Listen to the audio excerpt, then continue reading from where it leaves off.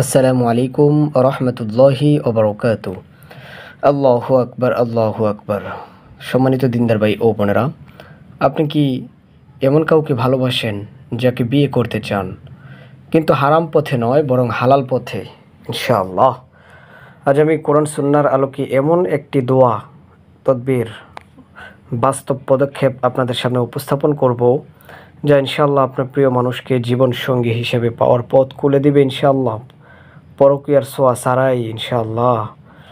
আল্লাহ তাআলা কোরআনে বলেছেন, তোমাদের মধ্যে যারা অবিবাহিত তাদের বিয়ে দাও, আর যদি তারা গরিব হয় আল্লাহ তার অনুগ্রহে তাদের ধনী করে দিবেন ইনশাআল্লাহ।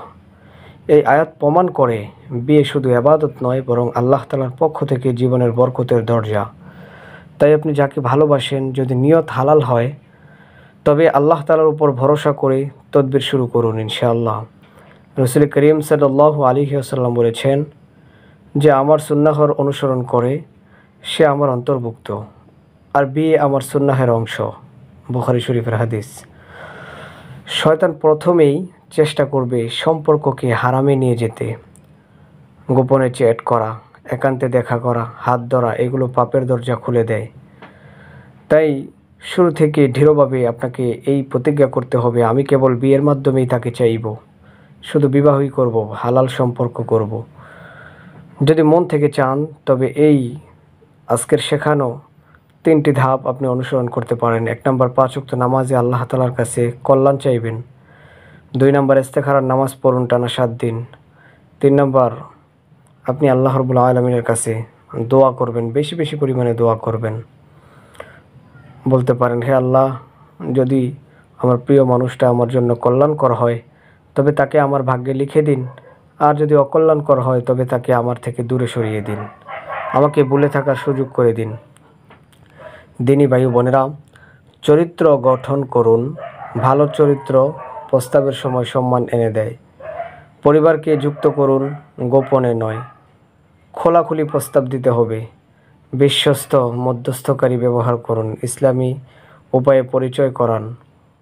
সময় দিন, তাড়াহুড়া করবেন না। আল্লাহর পরিকল্পনাই সেরা। আল্লাহ তাআলা বলেন, আল্লাহকে যে ভয় করে আল্লাহ তার জন্য বের হওয়ার রাস্তা করে দেন এবং তাকে এমন জায়গা থেকে রিজিক দেন যা সে কল্পনাও করতে পারে না।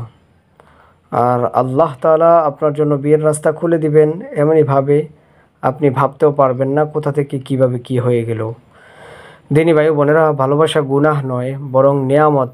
শর্ত একটাই, সেটা হলো হালালভাবে ভালোবাসা তৈরি করা, বিবাহের নিয়তে, যেটা আপনার জন্য হালাল হবে। যদি নিয়ত ঠিক হয়, দোয়া, ইস্তেখারা আর বাস্তব তদবিরের মাধ্যমে আল্লাহ তাআলার উপর ভরসা করুন।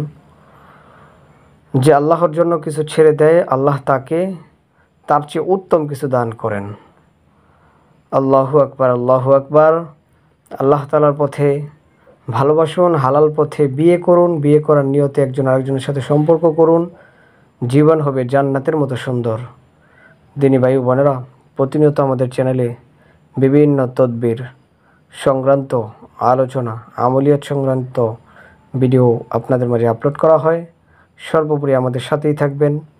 আমাদের চ্যানেলে কোনো নাম্বার দেওয়া হয় না। যদি আপনি কথা বলতে চান কমেন্টে কথা বলুন, নাম্বার চাইলে আপনাদেরকে নাম্বার দেওয়া হবে। টিকটকে অনেক মানুষ প্রতারণার শিকার হয় আমাদের চ্যানেল থেকে ভিডিও কেটে নিয়ে। ওইখানে প্রতারকরা বিভিন্নভাবে মানুষকে হেনস্থার শিকার করে। কেউ প্রতারিত হবেন না। অবশ্যই আপনার মতামত কমেন্টে জানিয়ে যাবেন। আল্লাহ সকলকে কবুল করেন, আমিন।